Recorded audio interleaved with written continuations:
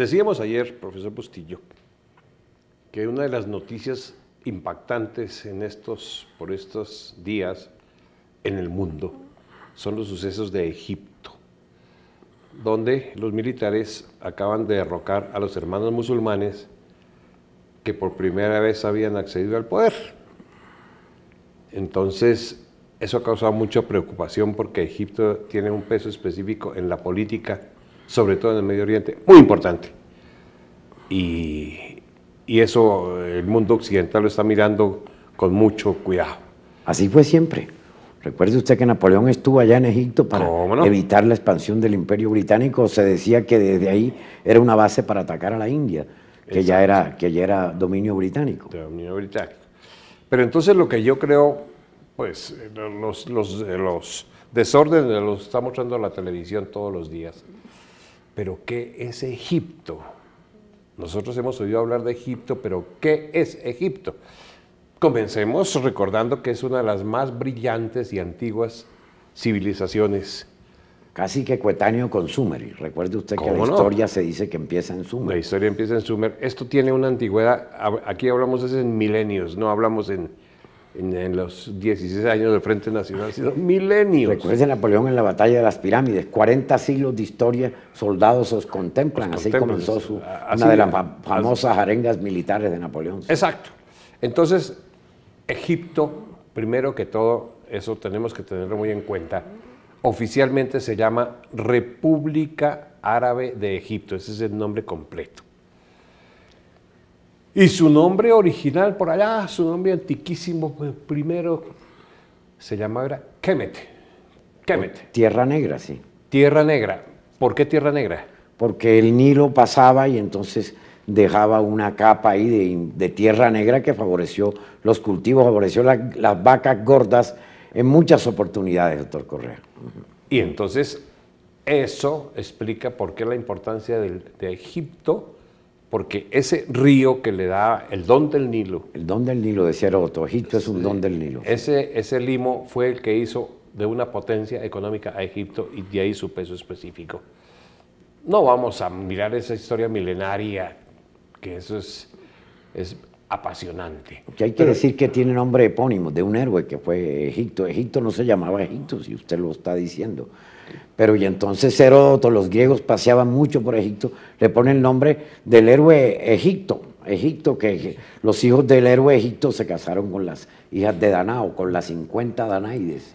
Entonces de allí viene la cosa. Egipto, entonces, será un país epónimo. País epónimo son aquellos que responden a un nombre de un héroe. Israel, país epónimo. Recordemos ya, adelantándonos un poco, que Egipto era un país copto, cristiano. Y en el año 600, un poco después de la muerte de Mahoma, vino la invasión musulmana a Egipto. Y los coptos lo recibieron muy bien, además que los musulmanes no tenían como costumbre entrar como guerreros para imponer su religión, sino tranquilamente, y se iban asimilando al modo espacio. Fue sede del califato fatimí y su capital se cambió porque tenía otro nombre y le pusieron Al Cairo, la victoriosa, le pusieron los islámicos.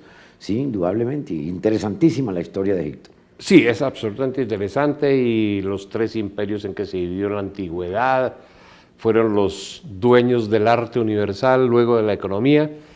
Es muy importante Egipto. Hay algunas cositas que me llaman la atención y sobre todo, por ejemplo, profesor Bustillo, todo el mundo cuando habla de Egipto habla de Cleopatra. ¿Qué es eso de Cleopatra? Claro que sí, que era la reina tolemaica, lágida de Egipto.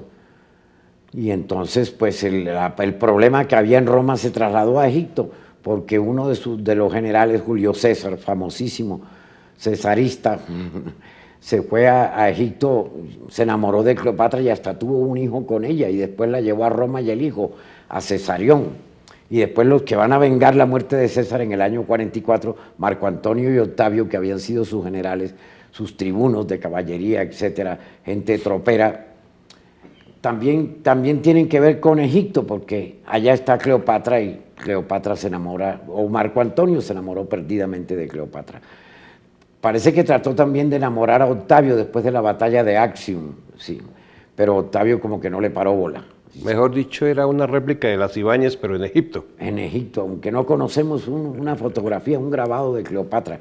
Se acercan por ahí algunos a presentarnos. Recuerda que hubo un problema en historia, interpretar la historia por la nariz de Cleopatra, La nariz de Cleopatra. Pascal. Exacto. Sí.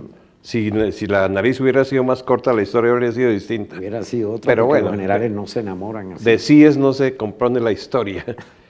La batalla de Actium, que fue la derrota de Cleopatra y Marco Antonio. Sí, sí. Eso fue ya la consolidación del Imperio Romano en Egipto. Del poder de Octavio, porque después de Actium, Octavio vencedor llega a Roma y prácticamente impone el imperio. Después vienen los descendientes de Octavio, Tiberio, etcétera, y todos los 12 Césares, de los cuales nos habla y comenta tan extraordinariamente Suetonio, la vida de los 12 Césares. Claro que sí, la batalla de Actium, hasta Vargapila, aquí en Colombia, tiene que ver con la batalla de Actium. Ya. Él decía en Ibis que el amor en la historia tiene un nombre, se llama Actium, para significar el sitio donde Octavio venció a Antonio y Cleopatra, desesperado por el amor de Cleopatra, claro que sí.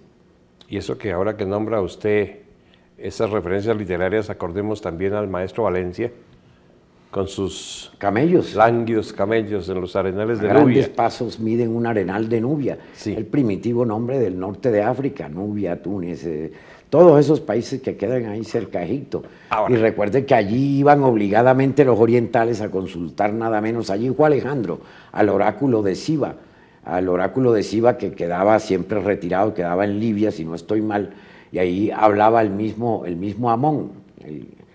Y Alejandro preguntó, ¿quién mató a mi padre? Y el señor, o la sibila que contestaba allí, la Pitia, pues se adelantó a los acontecimientos y le dijo, no blasfemes, Alejandro, a tu padre no lo puede matar nadie, tu padre es Zeus. En el oráculo de Zeus Amón, allá en Libia, el gas amoníaco, algo tiene que ver con el oráculo de Zeus Amón, fíjese usted. Gas amoníaco de los borrachos. Sí, porque algo queda pegado en las paredes del templo Yeah. y eso produce un gas, y es el gas amoníaco que después va a tener miles de usos domésticos, el gas amoníaco, en el oráculo de Amón. Evidentemente uno habla de Egipto y en qué piensa de Egipto la primera imagen que se le viene a uno, las pirámides. Las pirámides. Esas claro, pirámides tienen una historia mitológica, yo creo. ¿No le parece a usted? Sí, quién construyó las pirámides, quién hizo la gran pirámide de Keops, cómo la hicieron, en fin. Son una cantidad de cosas que todavía son enigmas, son hipótesis, muchas hipótesis al respecto de las pirámides, pero que todavía no están demostradas indiscutiblemente. La Esfinge, Egipto es identificado mucho con la Esfinge es la tierra del misterio, del logogrijo, del acertijo, de los problemas que le ponen, se ponen de frente al conocimiento. Sí. Exacto. Y hay un documento que recoge algunos fragmentos de esa milenaria historia, que es la tal piedra Rosetta. ¿Qué es la piedra Rosetta, profesor? Sí, recuerde que cuando Napoleón invade Egipto se lleva una cantidad de sabios, entre ellos al famoso Champoleón, de ahí que la ciencia de Egipto se llama también champoleontología.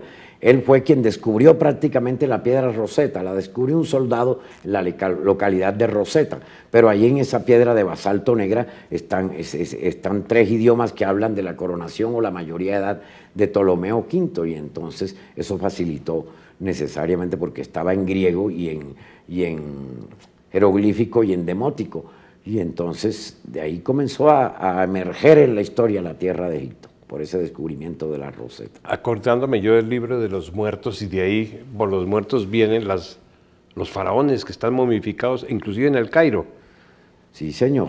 Ahí está Tutankamón, que nos los iban a traer y que le iban a dar un paseo a la momia por muchos lugares del mundo, entre otros Colombia, pero eso como que quedó en veremos, porque no se ha hablado más de eso, sí. De todas maneras, ese es el escenario donde se está en este momento jugando la suerte del Medio Oriente y de una importante porción del mundo occidental. Egipto, el milenario, el que le dio la civilización a la humanidad. Eso es el tema de este momento, y para el próximo programa esperemos, profesor Bustillo, que tengamos algo igualmente interesante. Claro que sí, se acerca el aniversario de la muerte de Kennedy. Sí. ¿Cómo no?